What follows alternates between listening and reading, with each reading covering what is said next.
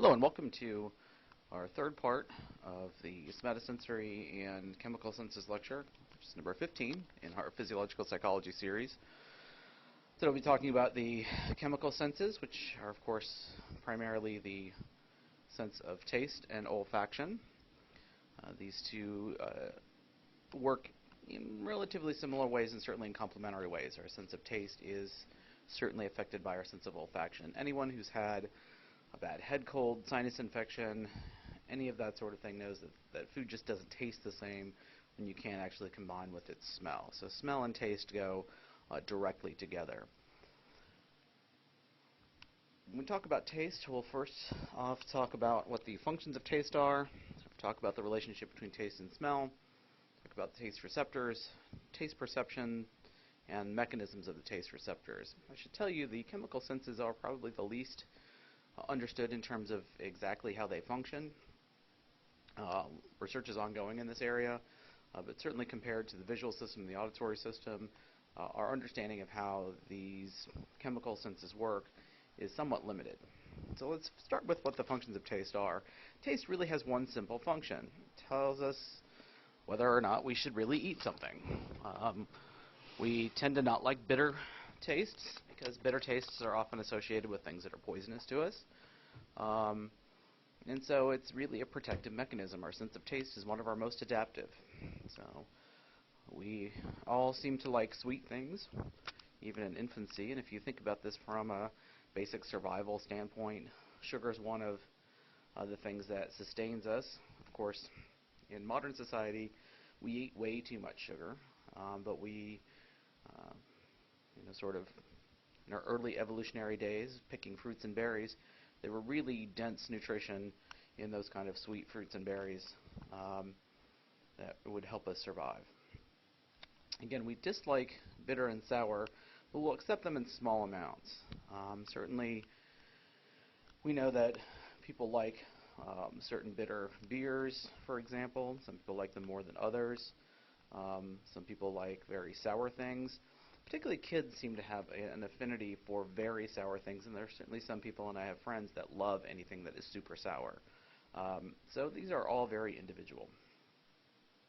We tend to vary in our like of salty flavors, and our sensitivity to salt changes with how much salt we consume. That is, the more salt we consume, the less salty things taste. So one of the things that can happen is as you cut back on your salt, things won't taste different. And of course, at first they will, but eventually you'll start to taste the salt will stand out a little bit more. I don't use very much salt in my cooking, and as a result, when I go out to eat, oftentimes the food is far too salty for me because commercial foods, particularly in restaurants, oftentimes contains an enormous amount of salt. And so it's one of the things we have to be very cautious of. Particularly if you're someone who's susceptible to high blood pressure, cutting out salt is one of the easiest things you can do to reduce that issue. Taste, of course, refers to the stimulation of the taste buds, which are receptors on the tongue. Our perception of flavor is actually the combination of both taste and smell. So whenever we talk about the flavor of something, it's the combination of both taste and smell. And taste and smell axons converge in the endopiriform cortex. And so this part of the brain is processing both olfactory and taste information, so our overall sense of flavor is a combination of both smell and taste. So it's a really important part of how our sense of flavor works. One of the things when I talk to my friends about cooking is I always tell them, use your senses. Smell things, taste things as you're cooking to figure out how to adjust flavors, particularly your sense of smell. Because you can usually smell, for example, if you're cooking with onions, what a potent onion flavor is going to be, or if you might need more onion because it's a more mild onion, depending on the kind of flavor you're going for. Same with garlic, other spices. If you take a smell, you can kind of determine whether or not you think you have enough. When I make pumpkin pie, for example, I can usually tell based on the scent if I have enough vanilla, if I have enough nutmeg, if I have enough ginger, etc. So the taste receptors are actually modified skin cells. They're replaced about every 10 to 14 days. So if some of you may have had the experience of say, scalding your tongue a little bit and things taste a little funny for a couple of days, well, it just takes a little while for those receptors to change out. The papilla and taste buds are where those sensory receptors are contained. So we're going to spend a few minutes talking about the papilla and taste buds. Within each papilla are the actual taste buds. So papilla are these structures on the surface of the tongue that contain the taste buds. Each papilla may contain up to 10 or more taste buds, and each taste bud contains approximately 50 receptors. So each papilla then has 500 or so receptors contained within it. So it's a pretty significant number of receptors contained within each papilla. Most taste buds are located along the outside edge of the tongue. In humans, the center part of your tongue has far fewer. So it's one of the things to keep in mind as you're tasting food is getting that whole tongue flavor. It's part of the reason why people who are wine tasters, they will sort of swish the wine around in their mouth to try to get it across all of their taste buds to get the full taste experience. Oftentimes, we will eat or drink things that just go straight down the old gullet, and we don't get as much taste out of them. Sometimes that might be on purpose when you're trying to get something down you don't particularly like. So these organs of taste look basically like what you see here. We have taste buds, within which are a number of receptors. The papilla, of course, contain a number of taste buds, and these are located throughout the tongue, but more densely along the edges of the tongue. Our taste perception is based on 5 really primary tastes. Western societies have traditionally described sweet, sour, salty, and bitter tastes as our primary tastes in the 4 types of receptors. Procedures that alter one receptor but not others can be used to identify taste receptors. So, for example, you can figure out individual taste receptors, what they respond to, what they don't respond to. And certainly, probably most of you have some experience with science classes where you've looked at this perception of sweet, sour, salty, and bitter. We've now identified, in modern neuroscience, there's a couple of things we can do. You can identify the specific structures, genotype, etc. of the different taste receptors. And we certainly know that there is a 5th, possibly a 6th type of taste receptor. So umami is a 5th type of glutamate receptor that is responsive to our taste of savory. So if you can imagine what unsalted chicken broth tastes like, that would be the pure umami taste, that sort of savory taste. If you think of how meat tastes, something like that, basically the idea is a flavor of savory. There is some evidence that we may have another taste receptor for fat, so kind of a buttery taste, as it were.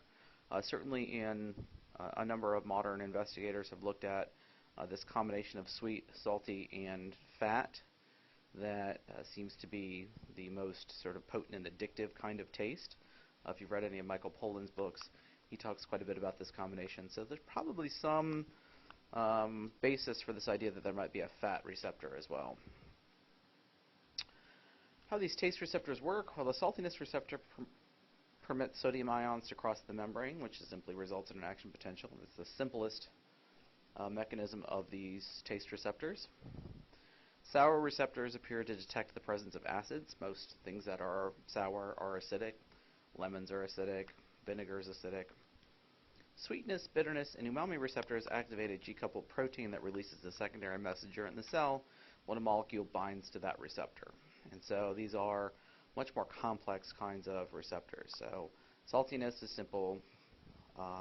Sodium ions crossing the membrane. Sour receptors are detecting the presence of acids. Sweetness, bitterness, and umami receptors activate a G protein that releases a second messenger in the cell when a molecule binds to a receptor. One of the things that hasn't been investigated to a great extent is our perception of heat. This is an area where we certainly know it's capsaicin that's causing the sense of spiciness, as it were.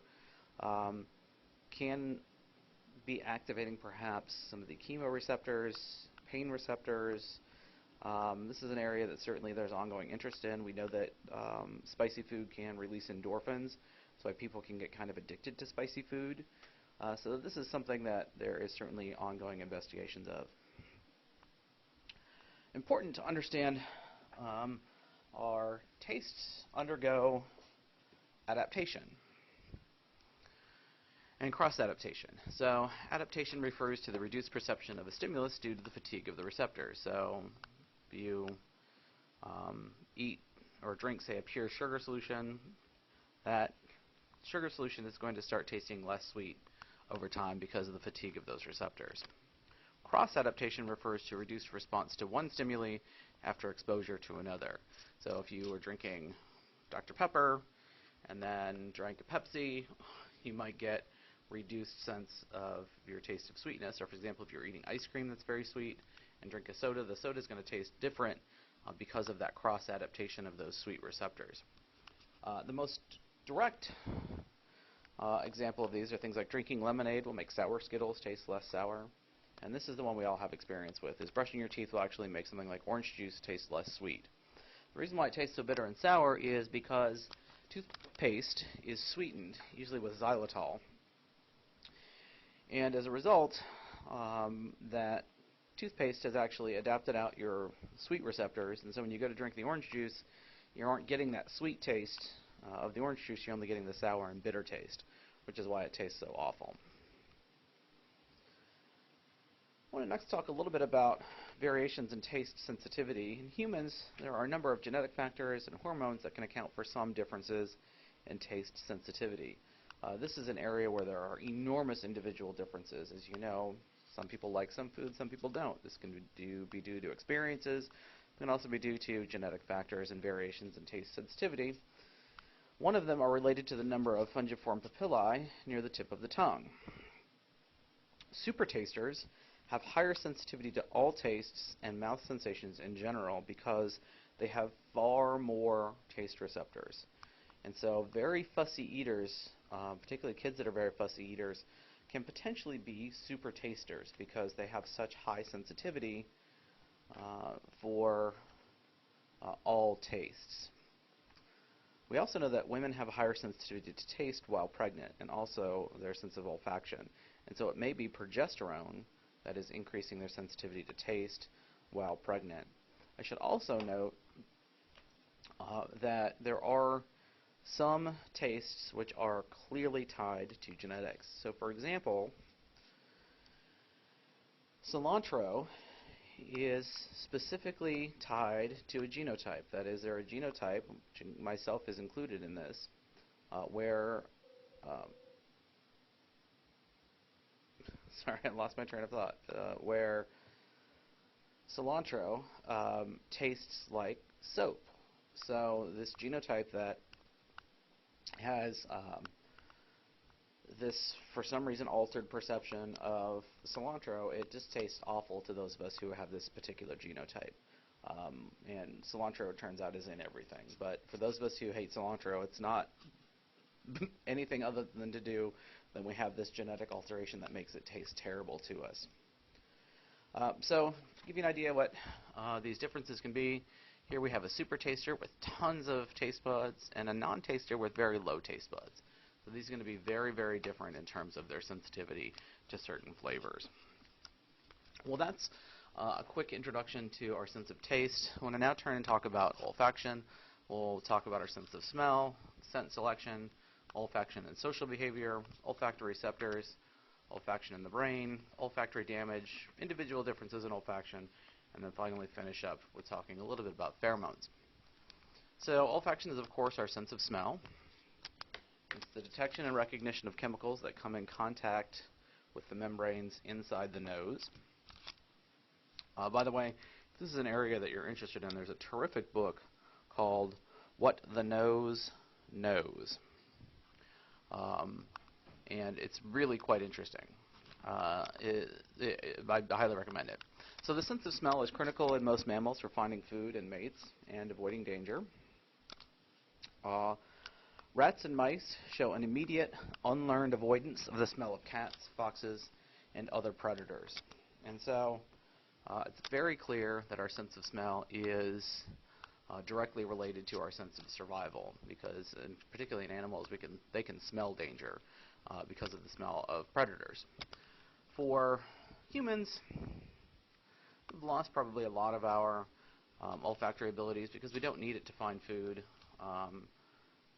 Might be a little bit of it in finding mates. So, for example, we tend to be attracted to people who smell different from us, indicating a desire for genetic variability. So the assumption being that people that smell different have different genes. So we won't be commingling genes.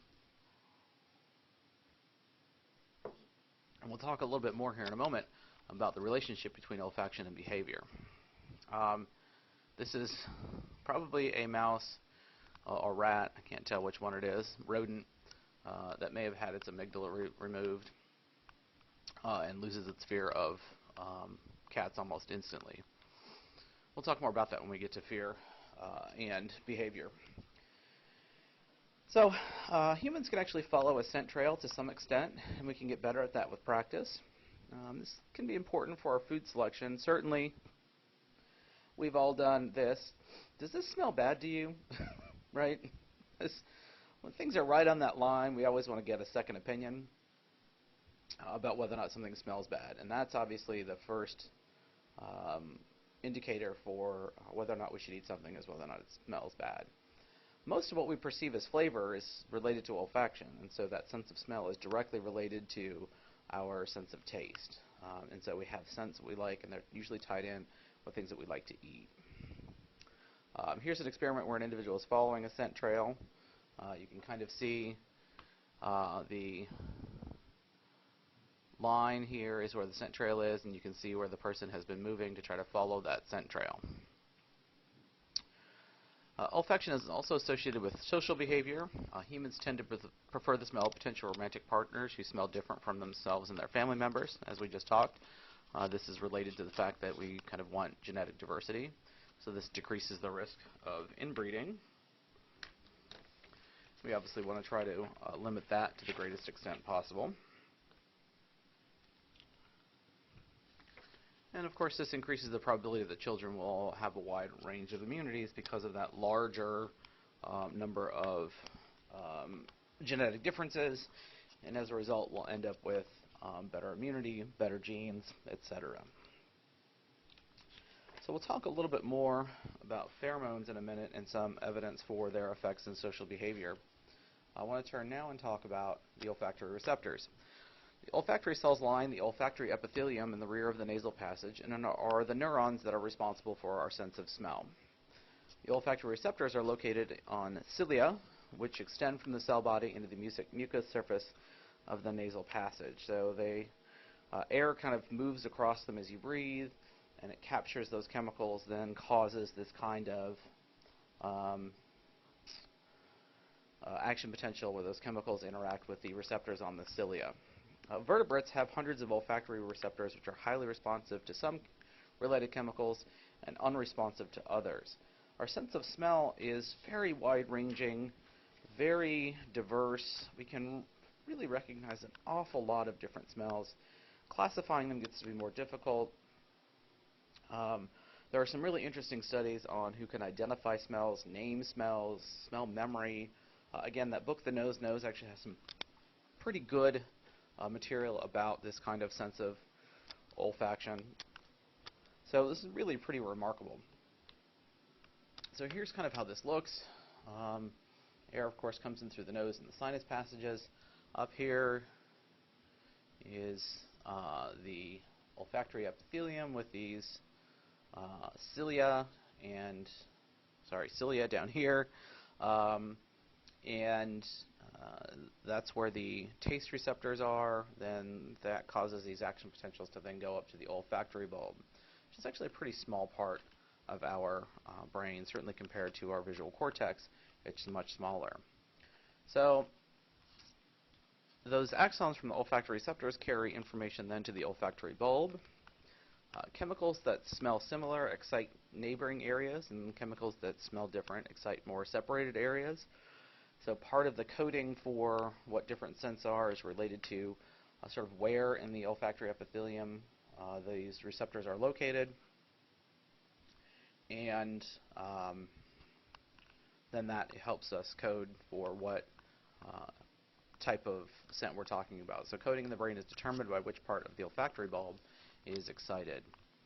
The olfactory bulb then sends axons to the cerebral cortex, where the messages are coded by location. So our sense of smell is related to where in the olfactory cortex the olfactory receptors are, where the olfactory bulb gets excited.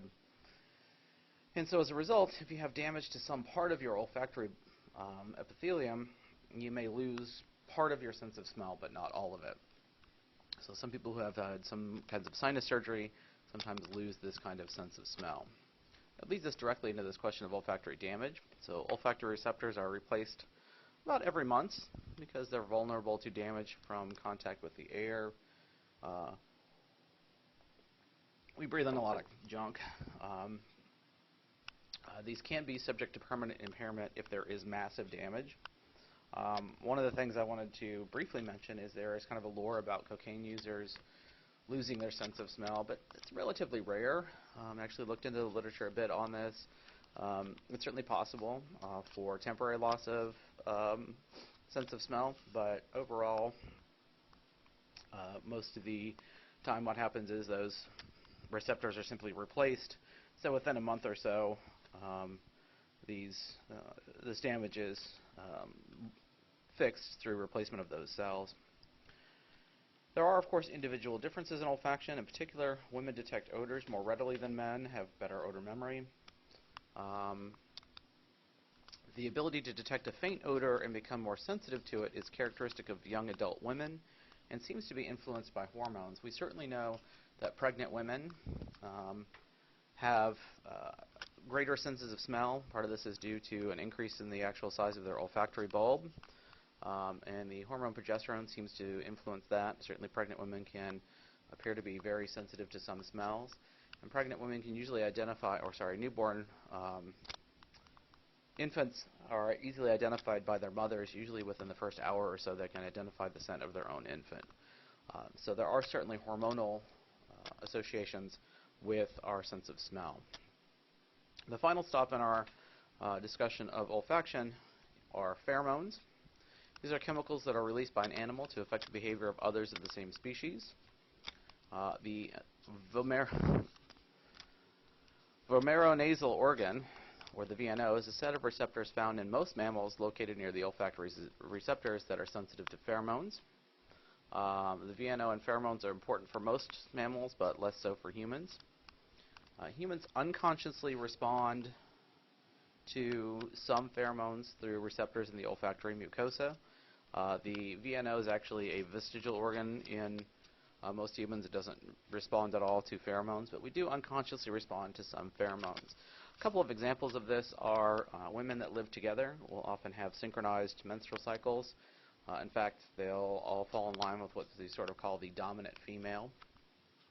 And interestingly, studies of exotic or erotic dancers show that men actually tip strippers who are ovulating more than other strippers. So there is certainly something going on there that is at an unconscious level, probably related to those pheromones. There's also some other interesting studies about people's attraction to sort of the sweat of other mates and that sort of thing. All right, well, that is our brief introduction to the chemical senses. We'll be moving on to talking about movement and movement disorders in our next lectures. Thank you.